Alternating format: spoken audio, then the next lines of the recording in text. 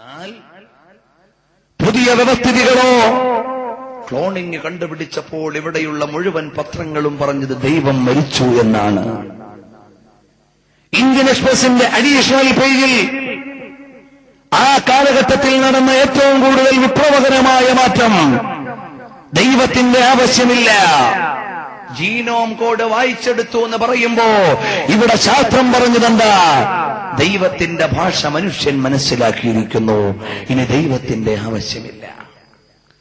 10-15ഓളം പത്രങ്ങൾ ആ വിഷയമായി അവലംബിച്ചു നോക്കുമ്പോ അവിടെയെല്ലാം ദൈവത്തിന്റെ പരമാധികാരിയുടെ തോളിൽ കയറാനാണ് ഇവിടെയുള്ള പത്രങ്ങൾ മുഴുവനും സമയം കണ്ടെത്തിയതെങ്കിൽ ആ വ്യവസ്ഥിതിയോട് മുഴുവനുമുള്ള മറുപടിയാണ് വലഖദ് സയ്യന്ന സമാഅ ദുനിയാ.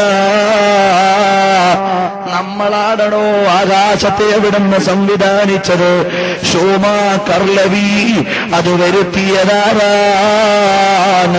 അത് അല്ലാഹുവിന്റെ വ്യവസ്ഥിതിയാണ്. നിങ്ങൾ പഠിച്ചിട്ടുണ്ടോ? നാസായുടെ പേടകം ഇപ്പോൾ ഉപരിലോകത്ത് ഗവേഷണം നടക്കുന്നുണ്ട്.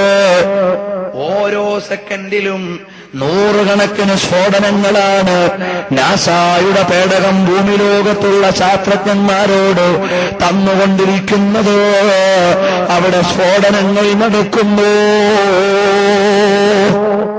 10,000-കണക്കിന് സ്ഫോടനങ്ങളാണ് നാസായുടെ പേടകം, അമേരിക്കയുടെ ഉപഗ്രഹം അവിടുന്ന് ലോക പഠനവേദികളിലേക്ക് സമ്മാനിച്ചുകൊണ്ടിരിക്കുന്നത്.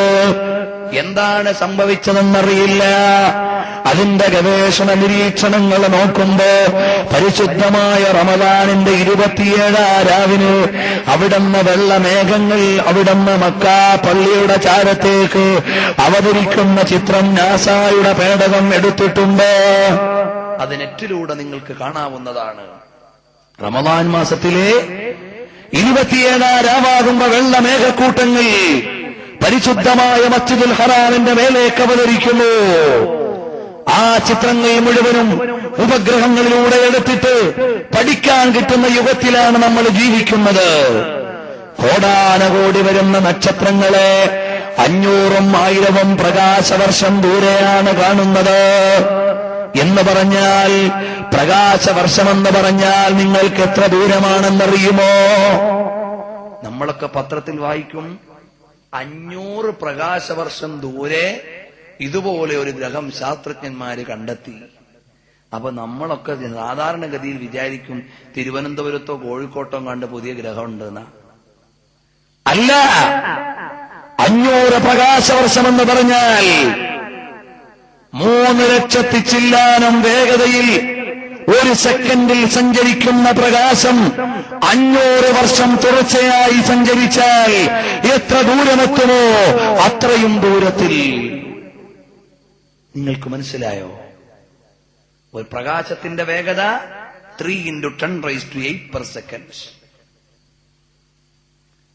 അവിടുന്ന് 3 ലക്ഷത്തിൽ പരം കിലോമീറ്റർ സഞ്ചരിക്കാൻ പ്രകാശത്തിന്റെ കണങ്ങൾക്ക് ഒരു സെക്കൻഡിൽ സാധിക്കുന്നു.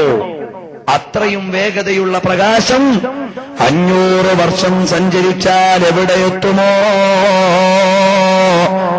അവിടെ ഒരു ഗ്രഹമുണ്ടെന്നാണ്. നമ്മുടെ നാട്ടിൽ നിന്ന് പോകുന്ന വിമാനത്തിന്റെ വേഗത എത്രയാണ്? 700 മുതൽ 900 വരെ കിലോമീറ്റർ വേഗതയാണ്. അത് 3.5 മണിക്കൂർ സഞ്ചരിക്കുമ്പോഴേക്ക് ജിദ്ദ എയർപോർട്ടിലെത്തുന്നു. ഇത്രയും ദൂരത്തേക്ക് 900 കിലോമീറ്റർ വരെ വേഗതയുള്ള വിമാനത്തിന്റെ സഞ്ചാരം ജിദ്ദയിലാണ് എത്തുന്നതെങ്കിൽ അവിടുന്ന് ഈ പ്രകാശം 500 കൊല്ലം സഞ്ചരിച്ചാൽ എത്ര ദൂരമുണ്ടെന്ന് നിങ്ങൾക്ക് സങ്കല്പിക്കാൻ കഴിയുമോ? അവിടെ എവിടെയോ ഗ്രഹത്തെ ആരാണ് ഉണ്ടാക്കി വെച്ചത്?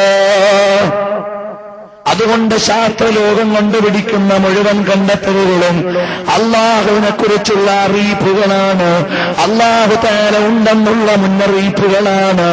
അതുകൊണ്ടാണ് പ്രിയപ്പെട്ടവരെ, അള്ളാഹുവിനെ ആരാധിക്കാൻ വേണ്ടി തഹജ്ജുദിന്റെ സമയത്ത് എഴുന്നേൽക്കുന്ന മുത്തഖീങ്ങളായ ആളുകൾ പറയുന്നു,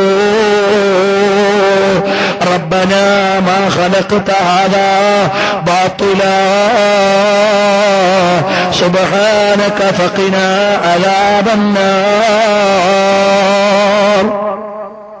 അല്ലാഹുവേ, നീ ഇതൊന്നും വെറുതെ പടച്ചതല്ല. ഫഖിനാ അദാബന്നാർ, ഞങ്ങളെ നരകത്തിന്റെ ശിക്ഷയിൽ നിന്ന് രക്ഷപ്പെടുത്തണം. കാരണം ഇതെല്ലാം ശരിയാണെന്ന് അംഗീകരിക്കുന്നവർക്ക് കിട്ടുന്നതാണ്. അതുകൊണ്ട് പ്രാപഞ്ചികമായ ശാസ്ത്രത്തിന്റെ യാഥാർത്ഥ്യമായ വശത്തെ ഉൾക്കൊള്ളാൻ നമുക്ക് കഴിയണം. അതല്ലയോ ഈമാനുള്ള മുൻഗാമികൾ നമുക്ക് നൽകിയത്. ലോകത്തുള്ളതെല്ലാം എന്റെ കയ്യിലേക്ക് നൽകിയാലും നബി സല്ലല്ലാഹു അലൈഹി വസല്ലം തങ്ങളോട് അവിടുന്ന് വന്ന് ചോദിക്കുന്നു, അല്ലയോ മുഹമ്മദ് നബിയേ സല്ലല്ലാഹു അലൈഹി വസല്ലം തങ്ങളെ, ആകാശത്ത് അവിടുന്ന് നിങ്ങൾക്കിവിടെ അധികാരമാണ് ആവശ്യമുള്ളതെങ്കിൽ ഇവിടെ അധികാരിയാക്കിക്കോളാം. നിങ്ങൾക്കിവിടെ അധികാരമാണോ വേണ്ടത്? അധികാരം നിങ്ങൾക്ക് തരാം. സുന്ദരികളായ പെണ്ണുങ്ങളെയാണോ വേണ്ടത്? നിങ്ങൾക്കിവിടുത്തെ ഏറ്റവും വലിയ സുന്ദരിയെ തരാം. പണമാണോ നിങ്ങൾക്ക് വേണ്ടത്? ആവശ്യമുള്ളത് മുഴുവനും തരാം.